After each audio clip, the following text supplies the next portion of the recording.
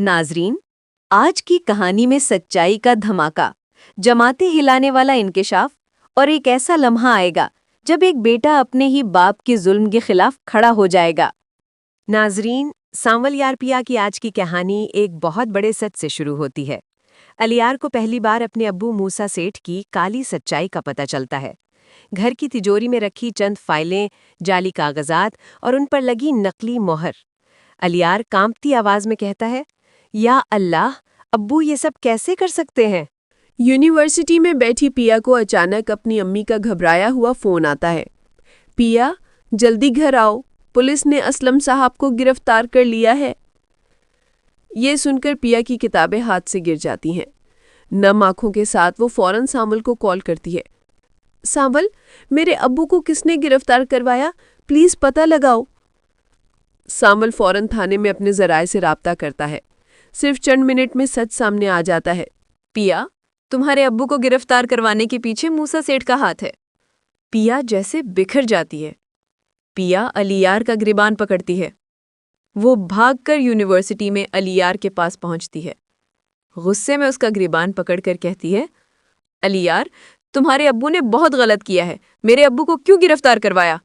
अलियार शौक में आ जाता है। प्या, मेरे अब्बू कभी ऐसा नहीं कर सकते। अभी उनसे पूछता हूँ। वो कांपते हाथों से कॉल मिलाता है। मूसा फोन पर हंसता है। हाँ, करवाया है। जो मेरे रास्ते में आएगा उसका यही अंजाम होता है। अलियार के चेहरे का रंग उड़ जाता है।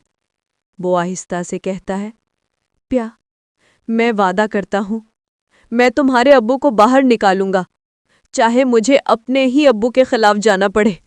दूसरी तरफ सांवल अपने वकील दोस्त से जमानत के पेपर तैयार करवाता है, मगर मूसा को खबर हो जाती है कि सांवल उसके खिलाफ खड़ा हो गया है। वो अपने गुंडों को हुक्म देता है, सांवल को कोर्ट तक नहीं पहुंचना चाहिए।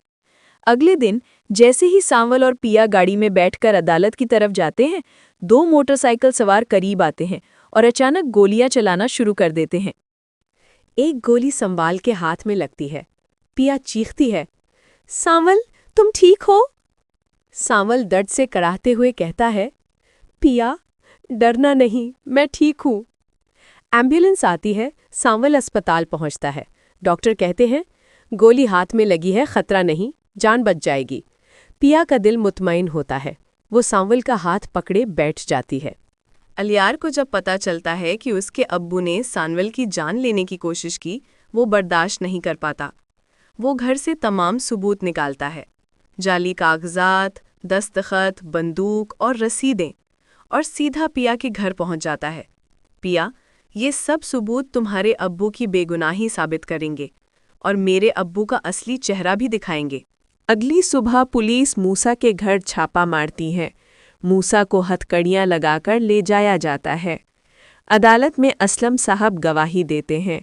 मूसा रोते हुए कहता है, भाई, मुझे माफ़ कर दो, मगर अदालत उसे 10 साल कैद की सज़ा सुनाती है। अदालत से बाहर निकलते हुए असलम सांवल का हाथ पकड़कर पिया की तरफ बढ़ाते हैं। बेटा, तुमने मेरी बेटी को हर मुश्किल से बचाया है।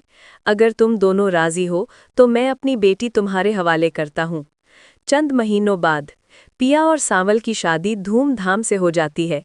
शादी की रात सांवल पिया को एक डब्बा देता है। उसमें एक चमकती हुई डायमंड रिंग होती है।